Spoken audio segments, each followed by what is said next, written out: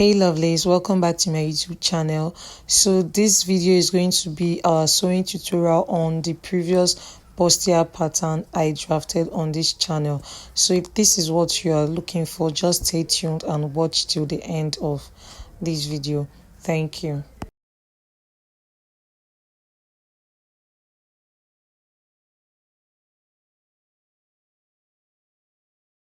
So starting off, you're going to cut out your pattern pieces on your fabric, and you will cut out 2 each on your main fabric and your lining.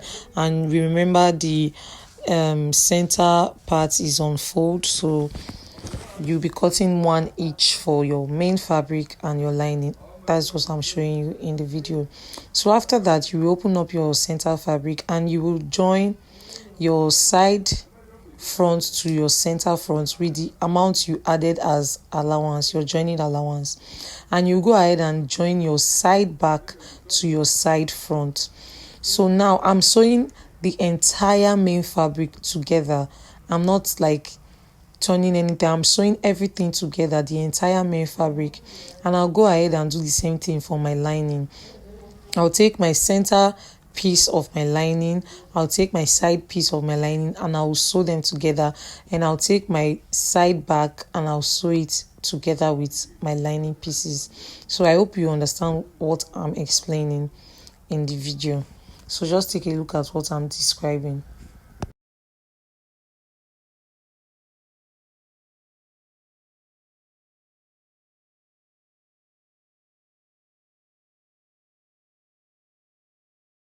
So this is just a random video of how I cut out my wording for my bustier. I just slashed from my under bust for the center piece, and for the side piece I placed my pattern master connecting to my under bust, just as you do when you are cutting out a corset cup, and I'll draw and cut that out.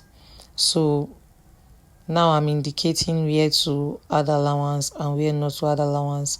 I just thought to put this video here so you see how I make my bustier cups.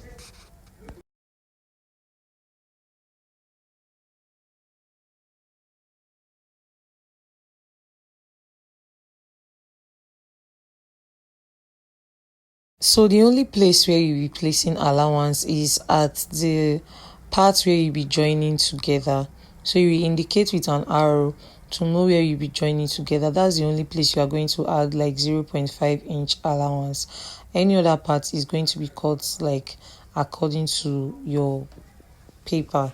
Make sure you indicate with a pencil where is your side and your center. I went ahead to add my wording while I was sewing my pieces together. So now I've joined everything, and I notched my side seam because that place is curved, so you need it to relax. I notched my side seam. Same with my lining piece, I notched my side seam. Now I'll be using a red bias to show you the amount of bonings on my lining pieces. I personally like to sew my boning on my lining pieces so it will not show at the main fabric. So now I matched down my side seam to create extra boning channels. Then at the end where you'll be adding your lacing hole, there will be a boning channel there.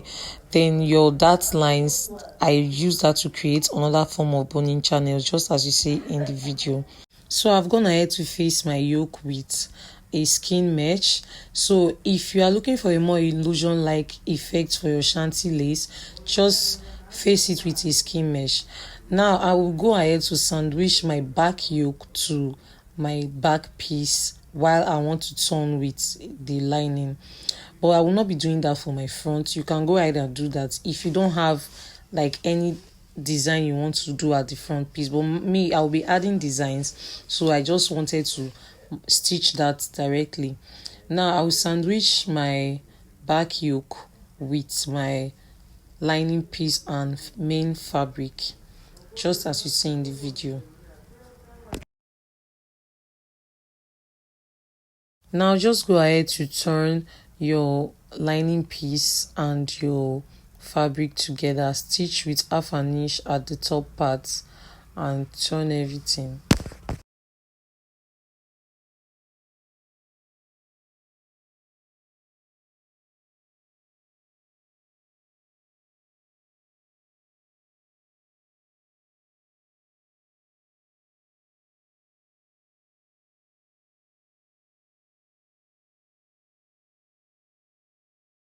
So now that I'm done with that, I'll be showing you how to attach your skirt piece to your top part.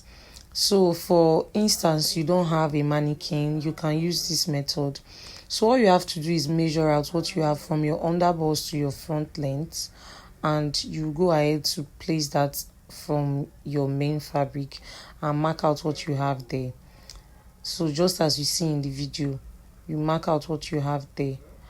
If it's a case of basque waist, just measure out what you have from your underbust to the basque waistline and connect everything with a line. Just as you see, I used a brighter chalk so you see what I'm trying to explain. Same with the back. So if it's a straight skirt and there's no design like curve or basque or whatever, you can just stick with this. But if not, there are other cases where you will have to fit it on the model's body to create the kind of waistline you want. But this is just a simple straight bustier. I also went ahead to indicate how you go about it when you are doing a basque waist. So you just have to measure and connect like with a V. So just this is just in case you don't have a mannequin. But if you have a mannequin, fine, just do that on your mannequin and you'll be fine.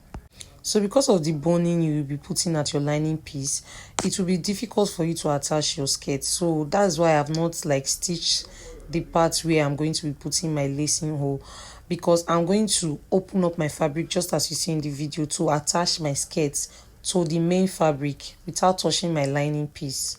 So that's how I go about attaching my skirts. So yeah, I'm just going ahead to cut out the leaf pattern that I'm going to be using for the hand of the dress. And you just cut out multiple pieces, and when your model comes, you place it on her body to get your desired results.